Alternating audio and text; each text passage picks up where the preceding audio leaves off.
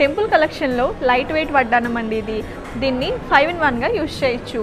హారం, locket, necklace and బాజుబందీ వడ్డానంగా కూడా వాడచ్చు. దీని వెయిట్ వచ్చేసి 103 grams అండి.